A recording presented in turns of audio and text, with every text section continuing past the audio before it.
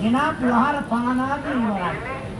මුල්ලදනුල්ග කුමාරයාට පේනවා ඈතින් නිකන් ගිනි ගොඩවල් තියෙනවා.